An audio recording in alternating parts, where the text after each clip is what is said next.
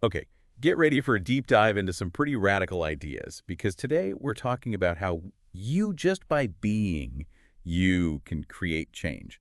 And not just any kind of change, we're talking about global impact, but maybe not in the way you might think. Forget the picket signs and petitions. This is about tapping into something way more powerful, your own consciousness. Now, the text we're exploring today isn't your typical self-help fare. It throws around phrases like divine nature and talks about how we can radiate love and light to impact thousands of people. It's easy to be skeptical, right? It's like, come on, can I really change the world just by thinking happy thoughts? It definitely has that woo-woo vibe, doesn't it? But here's the thing that makes this deep dive so interesting. The text doesn't just rely on feel-good platitudes. It actually cites scientific studies, weaving in hard data with these big philosophical ideas. That's what caught my attention. Right. It's like, show me the receipts. And there's one claim in particular that really jumped out at me. This whole idea of lighting up 5,000 people with your energy. Is that even possible, or is this text venturing into fantasy territory? Well, let's talk about that. This lighting up concept is based on a fascinating study from the University of Kassel in Germany. Researchers found that the average person emits about 20 photons of light per second, which, in the grand scheme of things, isn't much. But someone who's meditating, focusing on love and light, they can emit up to 100,000 photons per second. That's 5,000 times more light just from shifting their state of mind. Okay, that's wild. But does that mean our good vibes are literally reaching thousands of people? Now, to be clear, the study wasn't literally measuring if someone's good vibes travel to 5,000 other people. But what it does demonstrate is that our internal state, our thoughts and emotions, have a measurable energy output. And that's pretty It profound. really makes you think, doesn't it? Because we've all had those moments where we felt lighter after meditating, or maybe just being around someone who's incredibly positive. Could that be linked to this whole energy thing? It's certainly an intriguing possibility, isn't it? And the text takes it even further, claiming there are over 20 peer-reviewed studies on mass meditation showing reductions in things like crime, terrorism, even war. Wait, really? Okay, now that just sounds too good to be true. Are these studies legit? They are real published studies, yes. But this is where things get a little more complicated. Just because two things happen at the same time, in this case, increased meditation and decreased crime, doesn't automatically mean one caused the other. So explain that to me. What's the difference between correlation and causation? It seems like if meditation is happening alongside less crime, that's a pretty clear connection. It seems intuitive, right? But imagine this. Maybe in cities where people are more stressed and prone to crime, there's also a surge in people seeking stress relief through meditation. So both things are increasing. One isn't necessarily causing the other. There could be other social factors at play that the studies haven't accounted for. Okay, that makes sense. So it's not as simple as saying, everyone meditate and crime will vanish. Exactly. But even with that caveat, the correlation itself is still fascinating. Think about it, even the possibility that something as simple as group meditation could have a noticeable impact on society.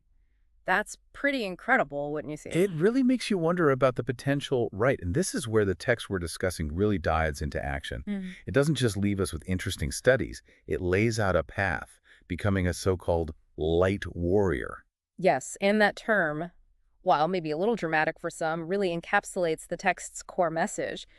We're not just passive observers in this global experiment of consciousness. We have an active role to play. Totally. And the text gets surprisingly specific about this, right? It's not just about occasionally thinking positive thoughts. It emphasizes things like daily meditation, actively visualizing love and light, really embedding these practices into our lives. And that emphasis on consistent action, on actually walking the walk, is crucial. Because what we're talking about here isn't just wishful thinking. It's about a fundamental shift in our way of being in the world, and that requires dedication. It's interesting, for a text that dives into some pretty far-out concepts, this call to action feels surprisingly grounded.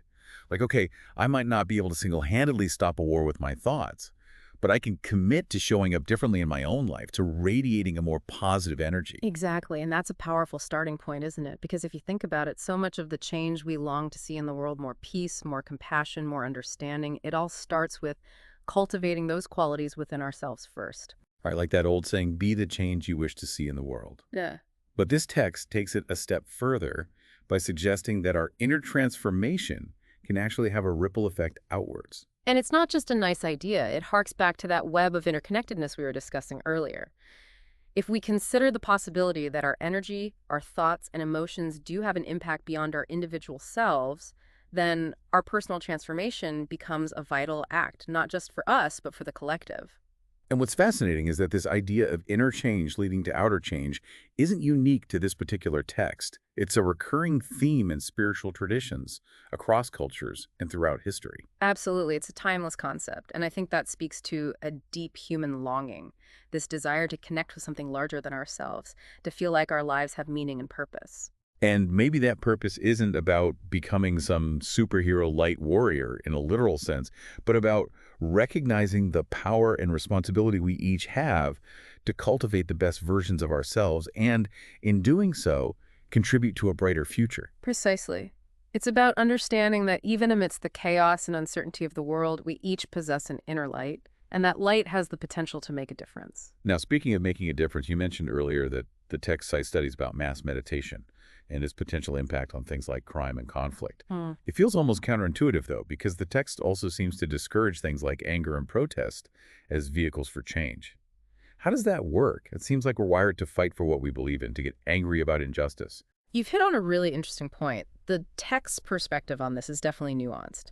It doesn't suggest that anger is inherently bad or that we should ignore injustice.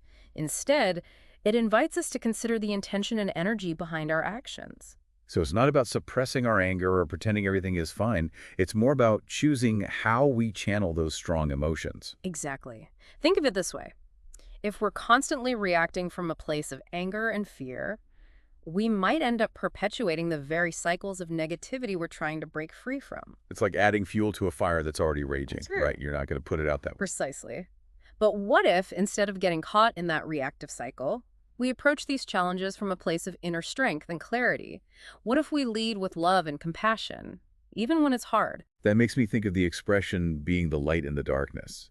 It's not about ignoring the darkness or pretending it's not there, but about offering a different kind of energy, a beacon of hope and possibility. I like that analogy. It's not about being naive or passive. It's about recognizing that true, lasting change often requires a different kind of strength, the strength that comes from within.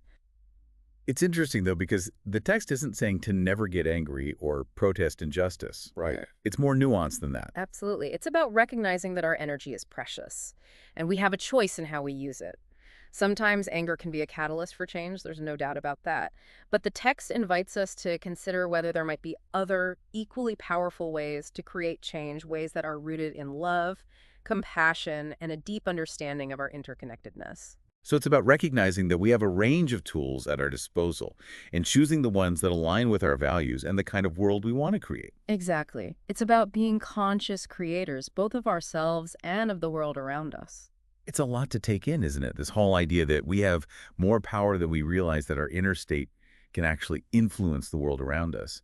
It's both empowering and kind of daunting, wouldn't you say? It is, isn't it? It's a call to step into our full potential, to recognize that we are not just passive bystanders in this grand tapestry of life.